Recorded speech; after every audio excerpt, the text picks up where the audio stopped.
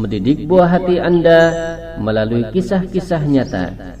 Dengarkan dengan baik kisah pertama dengan judul Wabah di Syam. Anak-anakku sekalian, suatu ketika Umar bin Khattab radhiyallahu anhu pergi keluar menuju negeri Syam. Sesampainya ia di Syarh. Ini sebuah tempat persinggahan bagi yang bepergian haji dari negeri Syam. Bertemulah ia dengan para pemimpin pasukan, yaitu Abu Ubaidah ibnul Jarrah dan sahabat-sahabatnya yang menjadi pimpinan pasukan tersebut. Abu Ubaidah mengabarkan bahwa di Syam sedang berjangkit wabah penyakit. Maka Umar menyuruh Ibnu Abbas, panggillah kemari para sahabat muhajirin yang pertama.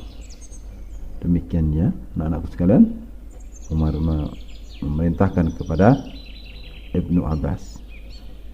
Ketika semua telah hadir di hadapan Umar radhiyallahu anhu, beliau mengabarkan bahwa sedang berjangkit wabah penyakit di Syam. Umar pun menanyakan pendapat mereka. Maka berkatalah sebagian mereka,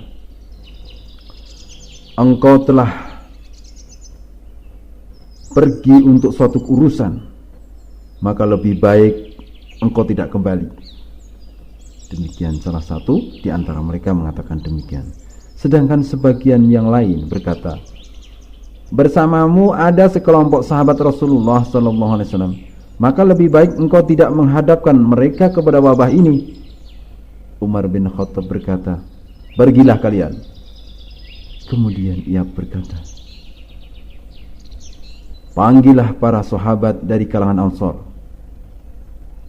Demikian yang diperintahkan oleh sahabat Ansar, Umar bin Khattab terhadap mereka yang hadir ketika itu, untuk memanggil siapa? Para sahabat dari kalangan Ansar. Maka dipanggillah para sahabat Ansar. Ketika para sahabat Ansar terhadir, mereka pun dimintai pendapat. Namun mereka pun berselisih. Umar radhiyallahu anhu berkata, pergilah kalian, panggillah para pemuka Quraisy yang termasuk muhajirin Fatu Mekah.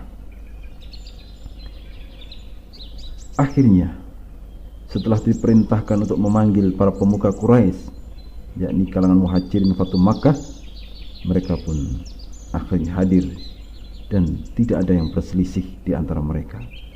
Semuanya berpendapat, lebih baik engkau pulang bersama rombonganmu dan jangan engkau hadapkan rombongan kepada wabah. Maka Umar pun segera memerintahkan rombongannya agar besok mereka kembali pulang. Namun tetapi ada seorang dari kalangan sahabat yang lain, yakni Ubaidah ibnul Jarrah, berkata kepada Umar ibn Khattab radhiyallahu anhu. Beliau berkata, apakah kalian akan lari dari takdir Allah? Maka Umar radhiyallahu anhu menjawab, andaikan bukan engkau yang berkata wahai Abu Ubaidah, maka aku tidak mau berselisih denganmu. Memang benar, kami lari dari takdir Allah, namun kami juga lari dari takdir Allah yang lain. Bagaimana menurutmu jika engkau punya anak unta yang akan engkau bawa ke lembah, sementara lembah itu punya dua tempat, yang satu subur dan yang satu kering? Bukankah jika engkau bawa ke tempat yang subur, itu berarti masuk kepada takdir Allah? Dan jika engkau bawa ke tempat yang kering, itu juga takdir Allah?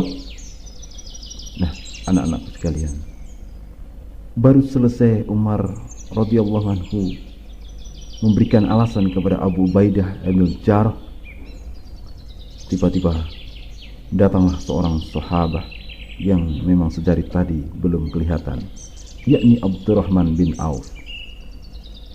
Beliau sekarang hadir di pertemuan itu. Lalu Abdurrahman bin Auf radhiyallahu anhu berkata, sesungguhnya aku memiliki ilmu tentang hal ini. Aku pernah mendengar Rasulullah sallallahu alaihi wasallam bersabda, jika kalian mendengar wabah berjangkit di suatu tempat atau daerah, maka janganlah kalian masuk ke sana. Dan jika wabah berjangkit di suatu daerah sedang kalian berada di sana, maka jangan kalian keluar dari daerah itu.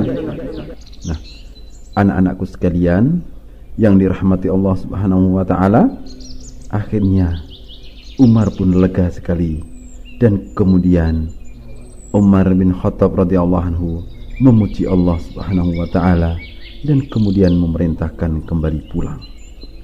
Nah, anak-anakku sekalian, demikian tadi kisah seorang sahabat ya yang berselisih tentang permasalahan ini, namun setelah datang sabda Nabi sallallahu alaihi wasallam, maka mereka pun sami'na wa ata'na, ya. Baiklah anak-anakku sekalian, kita cukupkan sekian. Insyaallah kita sambung di lain kesempatan di waktu yang sama, insyaallah ya.